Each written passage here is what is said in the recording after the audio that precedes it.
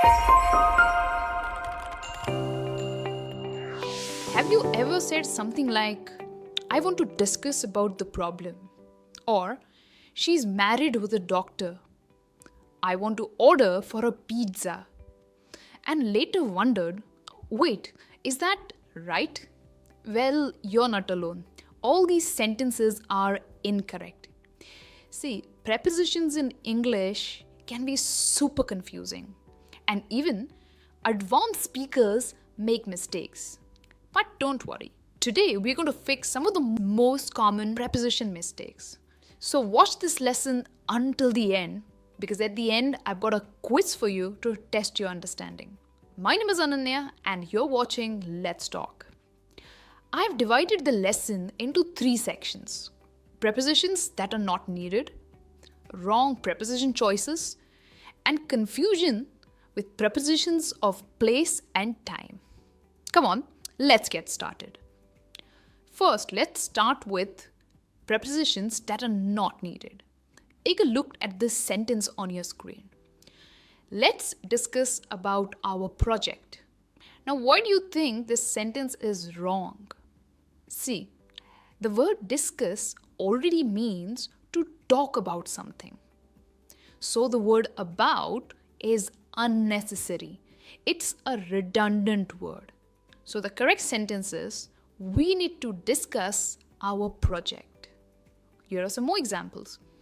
We need to discuss your progress and not about your progress. Let's discuss the solution in detail. They discussed their vacation plans last night. Remember, in all these sentences, we can use talk, such as, we need to talk about your progress. Let's talk about the solution in detail. They talked about their vacation plans last night. But with discuss, we do not use about. I hope you got it. Let's move on to the next sentence. She entered into the hall. Of course, this is an incorrect sentence. But the question is, why is it incorrect? Now, it might seem there's nothing wrong in this sentence. See, enter already means into. The verb enter itself means to go or come into a place. So, adding into is like saying she went into the hall, which is repetitive, right? So, the correct sentence is she entered the hall and not entered into the hall. I hope you got it. Here are some more examples. She entered the house quietly as she was late. I entered the room and found that everyone had left. He entered the wrong password. Alright, let's move on to the next one. Now this is a classic mistake. I want to order for a pizza. Now why is it wrong? Order is a verb. And order means requesting food or goods. Order is a transitive verb and doesn't require the preposition for. Order in this context directly takes an object. The object is the thing you are requesting. See, what do you want to order? A pizza. A pizza is the direct object of the verb order. So the correct sentence is, I want to order a pizza. You don't need the preposition for. But you can use order for when you're ordering for someone else. Example, I need to order for my boss. He wants a chicken sandwich. Can you order a new phone for me? So when you order for someone else, use for. Else, stay away from using for. I hope you got it. Now let's move on to the part 2 of this lesson where we look at wrong preposition choices.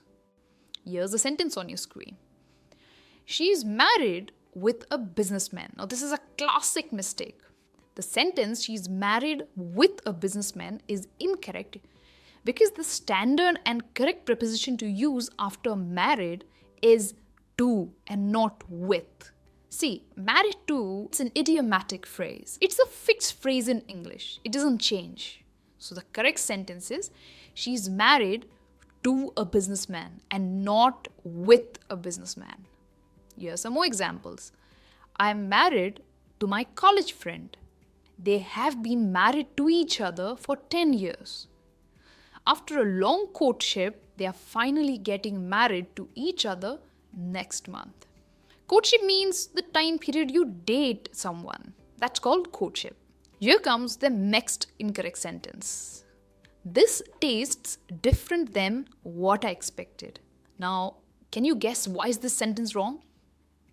See, different is not a comparative adjective. Than is mainly used after comparative adjectives like bigger than, faster than, more interesting than. Different describes a state of being distinct, different, and is not a degree of comparison, right? So the correct preposition to use would be from. This tastes different from what I expected and not than I expected. Here are some more examples. The fabric is different from the one you mentioned. Your opinion is different from mine. This shirt color is different from what I ordered. Alright, let's move on to the next one. She's good in coding. Of course, this is an incorrect sentence, but why is it incorrect? See, when you're talking about a skill or an activity that someone does well, like coding, swimming, drawing, speaking English, we usually say they are good at it and not good in. So the correct sentence is, she's good at coding. Here's some more examples. He's good at playing football and not good in playing football. They are good at solving puzzles. You're good at English and not good in English. Alright, now let's move to the part 3 of our lesson, where you're going to look at confusion between time and place prepositions. Here's a sentence on your screen which is incorrect. I have been here since 5 years. Now note, since is used for a starting point in the past. It tells you when something began. Here we are talking about the duration of time, which is 5 years. So the correct preposition to use is for and not since. I have been here for 5 years. So remember, we use for duration and since for the starting point. Let's look at this side-by-side comparison. I have been here since 2020. 2020 is the starting point. I've been here for 5 years. 5 years is the duration of time. She's been waiting here since 9 a.m. So 9 a.m. is the start point. She's been waiting for 2 hours. 2 hours is the duration of time she's been waiting for. They have been friends since they were children. So childhood is the starting point. They have been friends for a long time. So long time is the duration. I hope you got the difference between since and for. Never confuse them. Here comes the next sentence. I will call you in Monday. Now why is this sentence wrong? Now tell me, what is Monday? It's a specific day of the week. And for specific days, we use on and not in. So the correct sentence is, I will call you on Monday. Remember this basic rule. We use on for specific days. We use in for months, years, and decades. We use at for exact time. For example, I will call you on Monday. It's a specific day. My birthday is in December. It's a specific month. The meeting is at 3 p.m. 3 p.m. is exact time. I hope you got the difference between on, in, and at. Never confuse them. Alright, we move to the next sentence. I study in night. Now why is this wrong? Now, this is one of those tricky rules with the time prepositions. See, we can use in for other parts of the day, like I study in the morning, I study in the afternoon, or I study in the evening. But when it comes to night, we always use the special preposition at.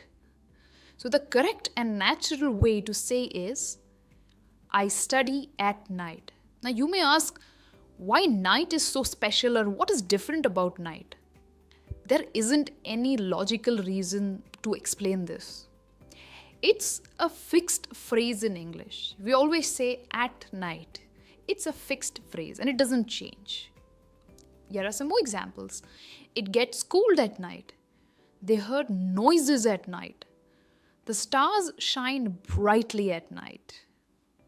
Alright, let's move on to the last sentence from today's lesson. He's getting on the car.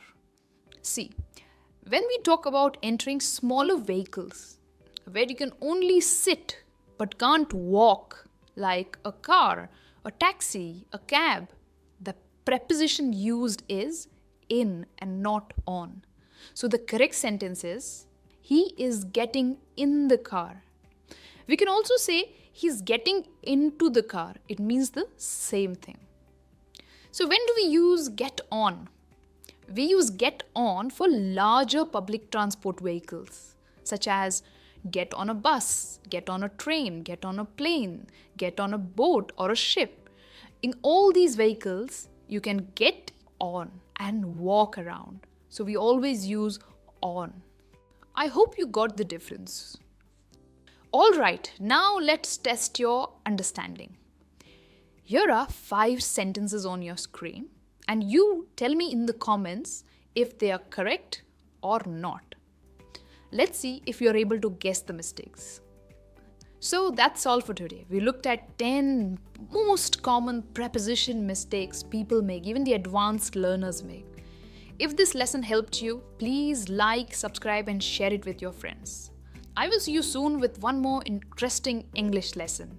Until then, keep learning and keep practicing English. Bye for now.